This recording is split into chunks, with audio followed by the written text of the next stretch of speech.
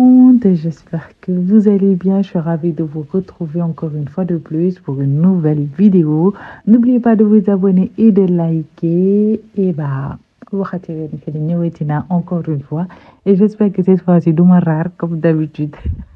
En tout cas, j'espère que yéen a ngi ci jàmm bu baax a baax yor ngeen seen kaasu café wala seen kaasu thé parce qu'aujourd'hui, nous allons parler de Halima Gadji alias Mariam Dial. Donc, comme ni ngeen ko xamee, Halima Gadji moom actrice la sénégalaise ak marocaine algérienne, je pense. Elle était l'actrice principale de Maîtresse d'un homme marié. ñu xamee woon ko ci rôle boobu la nga xamante ni dafa amoon jas cekkate ñeme lu muy wax. Et elle était aussi une maîtresse et par la suite, elle est devenue la deuxième femme. mu nekk rôle boo xamante ni ubbil na ko ay bunt yu bëri. mu am ci ay contrat et cetera machallah.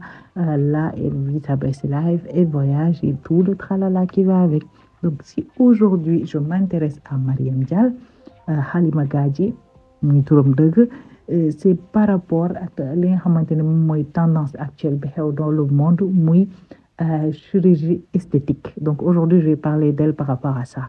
Parce que comme ni ngeen ko xamee, Halima Gadji, nous on la voit très mignonne, avec un peu de poids, jonge machallah, mais elle n'a pas toujours été comme ça, comme vous le voyez à l'écran. Halima, elle a été mince, ci situation yu bëri, même bi nga xam ci Maîtresse d'un homme marié, elle a été très fine, très skinny, mais après par la suite on a vu qu'elle commençait à prendre un peu de poids, etc. Mais ce qui lui va très bien, ça lui va magnifiquement bien, elle est toujours aussi belle. Comme vous le voyez à l'écran, ñu amee poids wan naa leen ko ak bi mu nekkee taille fine. Cependant, si aujourd'hui je vais en parler, c'est que Halima, elle s'est toujours assumée avec son poids. Que beaucoup de gens xamante ne dañuy jël poids di nëbbatu wala quelque chose comme ça, et s'est toujours assumée et nous a toujours montré ses rondeurs. Elle a jamais eu peur de montrer ni mu mel. Et il faut le dire, moi je pense bien que Halima, elle fait partie de ces femmes-là yi nga xamante ne dans leur famille la plupart du temps dañuy am yaram. Parce que si on voit bien Biram, qui est son frère, lui aussi il a pris énormément de poids, ce qui le va bien en soi parce que jàpp na leen. Mais elle nous a fait une sortie récemment pour nous dire que dafa dem Tunisie pour def benn opération ak ñooñu ngeen xam nga xamante ne mooy entreprise bi ñëw Sénégal daal di recruter suñu influenceuses yi ak suñu actrices yi pour des opérations. Donc dem na si ñoom pour ñu defal ko li nga xamante ni moom moo di liposuction ak abdominoplastie. Voilà, c'est ça qu'elle devait faire. Donc ce qui veut dire enlever de la graisse de son ventre, wàññi biir bi, et puis retendre li nga xamante ne moom moo di muscle bi, defal ko ventre plat lu mel noonu. Donc elle a décidé de faire ça parce que elle avait un peu de ventre comme on pouvait le voir, et par la suite quand elle a fait l'opération gis ngeen ko, elle a eu un ventre très plat, joli, mais changé wul poids wam. Elle est restée toujours la Halima qu'on connaît. Donc elle s'assume, et dès la première fois elle a assumé, elle a dit devant tout le monde damay dem dindi ji sama biir bi parce que neexuma et que j'ai envie de l'enlever. Elle ne s'est pas cachée, et ça ñun kontaan nañ si parce que dañoo sonn si ñiy dem laaxatu dem defi opération ba pare ñëw duñu jaay ay produits thé wala ay produits minceurs di ñu nax di lekk suñu xaalis. Elle a assumé, et aussi elle fait de la publicité à l'entreprise elle-même. Donc je me dis que c'est du gagnant-gagnant. Elle va payer certes, mais peut-être que li muy fay du bëri par rapport ak ñi nga xamante ne duñu def publicité. Donc comme vous le voyez à l'image, elle a un ventre plat, mais cependant elle reste celle qu'elle est. Pour dire vraiment, Halima Gadji, elle a ce qu'on appelle yo-yo, le poids yo-yo. Donc mën na jël poids comme mën na perdre poids. Elle perd du poids, mais elle en reprend après par la suite. Donc que dafay def sport. Halima bokkul ak influenceurs yi nga xamante ne dañuy wone def sport tey juste pour montrer que voilà, elle a toujours fait du sport, et on peut le voir que ni elle perdait du poids. Elle a beaucoup perdu du poids entre 2021 et 2022. Elle a repris encore. Même si tu vois fait d'actualité, mais ces photos, tu sais qu'elle avait perdu, elle a repris, elle a perdu, elle a repris, et c'est compréhensible. Et là, bim encore, Halima vient nous dire que dafay defaat beneen opération. Donc ok, opération bi mu njëkkoon a def, comme vous le savez, wax naa leen ko biir bi la doon wàññi ak graisse bi nekkoon ci biir bi. Mais cette fois-ci l'opération est beaucoup plus différente. Li mu dem opérer ji nag mooy li nga xamante ni moom moo di graisse bi nekk ci doowam, ci loxo yi, ci cuisse yi, et cetera. Maanaam dafay dindi graisse bi nekk ci yaramam bi yëpp. Et puis elle va enlever ça et réinjecter ça sur ses fesses. loolu expliqué. Donc comme vous le voyez à l'écran, Halima c'est une personne boo xamante ne elle n'a jamais eu des formes bien marquées, genre taille 8, taille fine avec des hanches et des trucs. Elle avait des petits hanches certes, mais elle avait pas beaucoup de fessiers. Donc yenn ci graisse bi beaucoup dîner da koy dem defi dans ses fesses. Tout ça c'est pour expliquer que ni BBL lay dem defi maanaam opérer pour un ventre bien plat mais aussi avoir des fesses en retour.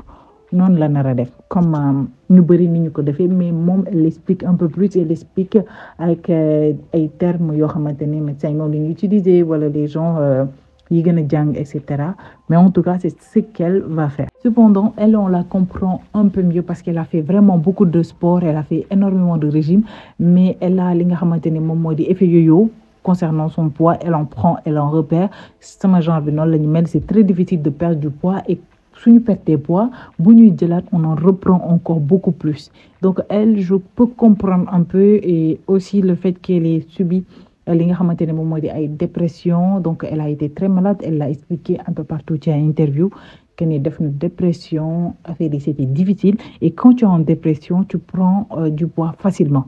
Donc pour que nga remotiver waat pour dem perte poids c'est très difficile et peut-être que ça là, excusez du bruit, ça peut mënoon na ko travailler mentalement. Donc elle aussi peut-être que loolu moo ko dal et qu'elle a pris la décision de faire ça et que bés bu opéré wu ba tane.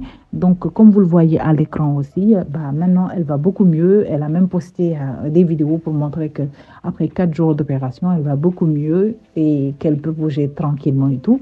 Donc lii dina ko permettre que mu gën a dolliwaat confiance en elle, mais en même temps bu demaatee du sport elle va faire le maximum pour ne plus reprendre le poids qu'elle avait. Cependant, ce que j'ai l'habitude de noter et de notifier à toutes, moi il faut faire très attention à ce qui se passe ak tendance chirurgie bi xew instant bi ci dëkk bi. Pour ñu am moyen ñu ngi voyager dem di opérer wu ji, pour d'autres ñu ngi toog fii di utiliser yenn produits ñi leen di jaay produit na leen leer ne ci 98% de ces personnes là li ñuy jaay jëfandikoo wuñu ko. Donc ce qu'elles font c'est que dañuy jaay produit mais dañoo dem defari jiwaat seen yaram ñëw di leen naax te li ngeen di utiliser mën na leen jox diabète, mën na leen indil cancer, mën na leen indil feebar yu bëri ay infection etc. Donc il faut faire très très attention. Ku jël décision nag dem nga opérer wu ci fay sa xaalis yoo le concerne, mais en même temps les opérations il y a des risques, il y a des gens yoo xamante ne dañuy dee soit ci opération bi soit après opération bi et il y en a d'autres yoo xamante ni dañuy am ay complications après opération bi. Donc ci année yi ci topp dañuy am problème. Tout ça pour dire qu'il faut faire très attention, peu importe li ngeen bëgg ci seen yaram sport mën na leen koo jox, même si c'est difficile d'avoir cet effet yo-yo là du muy dem di ñëw, mais moom moo gën fuuf opération yi nit ñi di def parce que di gën a doy waar mooy États-Unis bi mu commencé woon, extérieur bi mu commencé woon léegi dem nañ ba bàyyi ko. Kenn bëggatul def chirurgie esthétique di changer sa yaram di dolli ay fesses ak etc. Et comme ça ne marche plus avec ces influenceurs là de l'international, ils se déplacent pour prendre les influenceurs ou bien les acteurs whatever yu nekk en Afrique pour di jëlaat xaalis ci ñi nekk fii ci dëkk bi. Te bëri na ñoo xamante ne ci dëkk bi nii def nañu lii di opération yi, lu ci mel ni Halima Gadji, Bijou Ndiaye bu 2STV ak Adja Diallo. ñoom ñoo assumé gum liñ jot a def te Adja Diallo elle a pas tout assumé, mais Bijou ak Halima Gadji elles ont toutes assumé li nga xamante ne moom lañ def. Donc pour ñi ci des ñoom ñëpp dinaa leen defal vidéo inchallah. Gis nañ fi ñu ratale ak ñoo xamante ne c'est pas raté.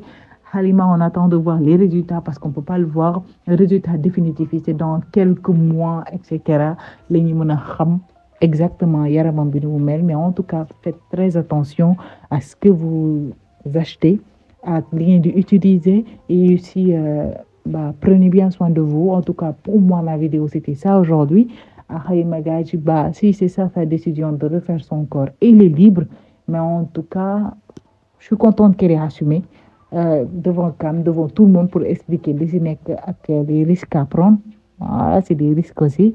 Voilà pour ma vidéo d'aujourd'hui. J'espère que ça vous aura plu. Je vous donne rendez-vous très bientôt pour une autre vidéo. Je fais de gros bisous. Mouah.